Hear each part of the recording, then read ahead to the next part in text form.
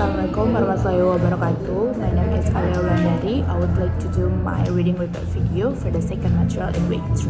So the second material is about psycholinguistic. What is psycholinguistic? So basically, psychology is about the study of the human thing and human brain, and the linguistic is about the study language. So psycholinguistic is study of the human brain or human thing to understanding or adaptation for the language. In earlier research do this study for the monolingual people who just can speak only one language, but now they also do this for the bilingual, or people who can speak two language, or multilingual can speak more than two language. So the main focus on this material is study about the bilingualism and the language of this experience bilingualism. So a lot of people in the world is bilinguals, not just monolinguals.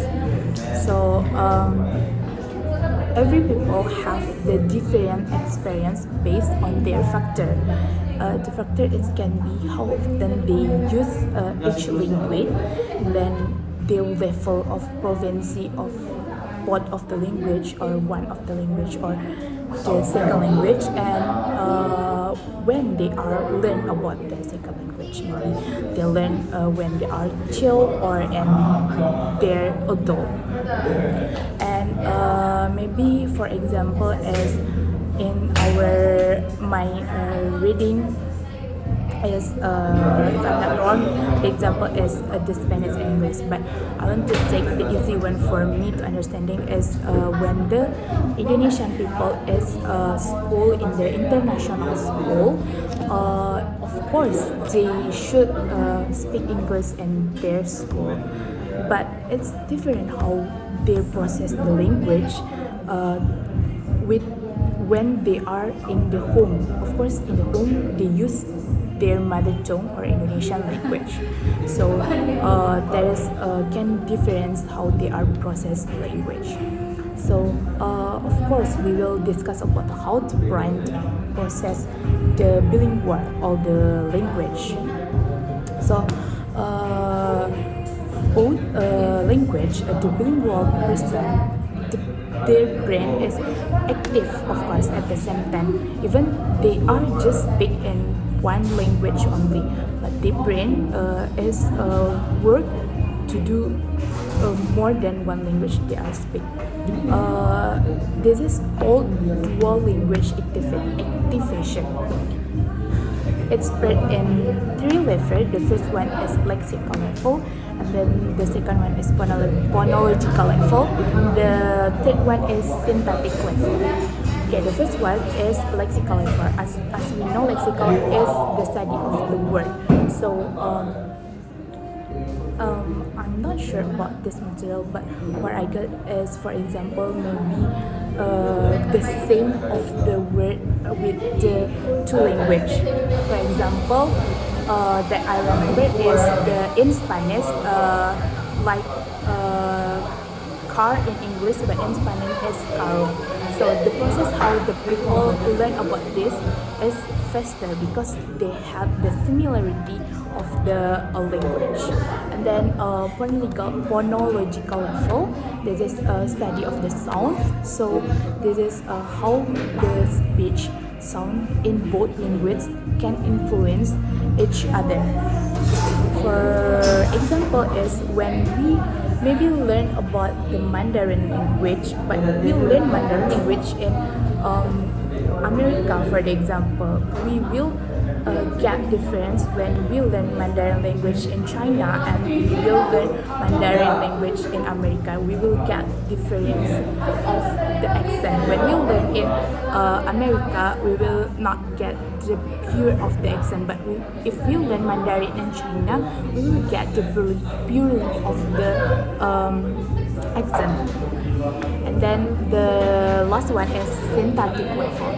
the synthetic level is the study of the sentence structure, of course. This is how we can difference between grammar structure in this language and in this language. For example, maybe if we speak in Indonesian and English, they can be to bring the grammatical structure of Indonesian into the English. And then how the scientists or researchers study the language of the prose. So they had the different method of processing this study. The first one is a verbal fluency test. So this is how they are taste of people who want to get another language or their language or their first language. For example, they had the two tastes. The first one is word and the second one is category. For example, the word is they ask people to tell about the vocabulary start with A or vocabulary start with B.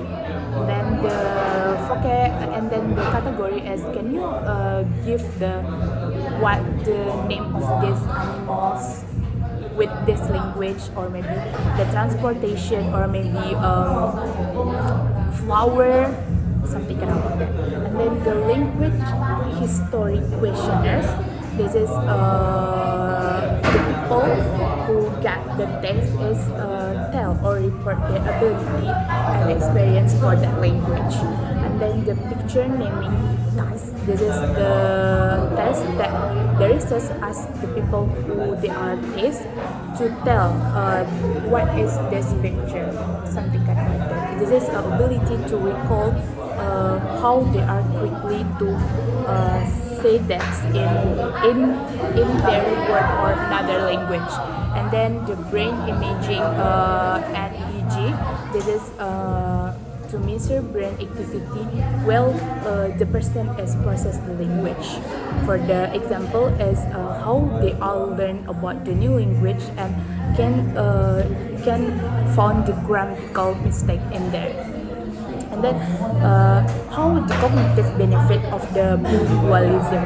Of course, people is asked how what the cognitive or what is the benefit of someone be a bilingualism.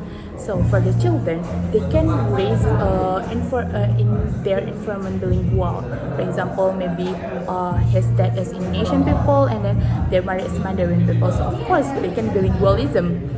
And this can make the children is better attention and they can problem solving skill because they had two language. Of course, they should have the solving when they speak in two language.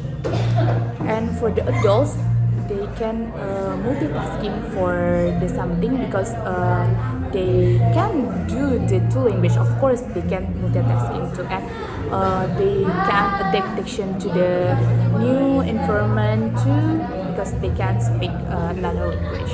And then for the older bilingual, this is the really interesting that I read because I already know that as the study of the the study is the disease is Alzheimer. This is a same like dementia. So the people who bilingual is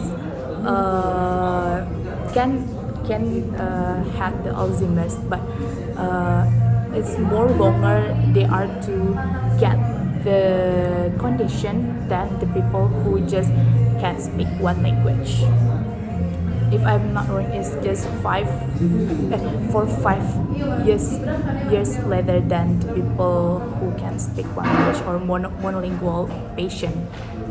And then what is the challenging in studying bilingualism? Of course, we maybe can get difficult because some people can speak to English fluently.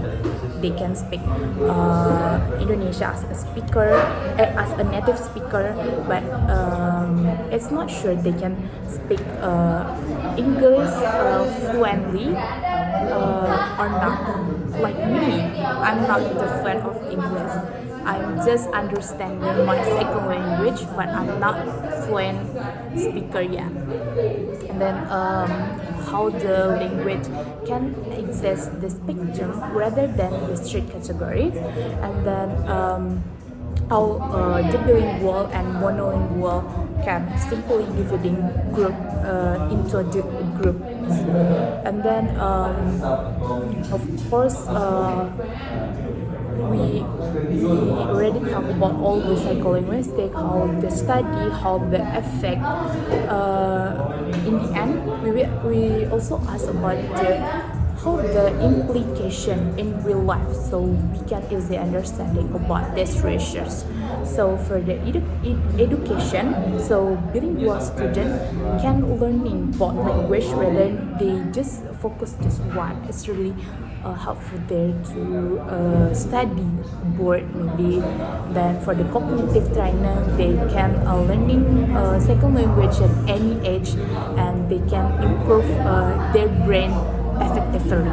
And then for the health, maybe this is protect factor against for cognitive decline, like I mentioned before about the Alzheimer or dementia factor.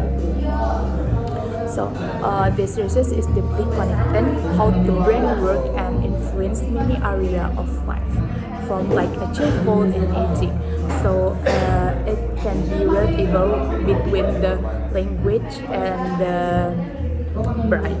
So it's really interesting topic to talk about it. I think that's all for me for my reading report. Wassalamualaikum warahmatullahi wabarakatuh.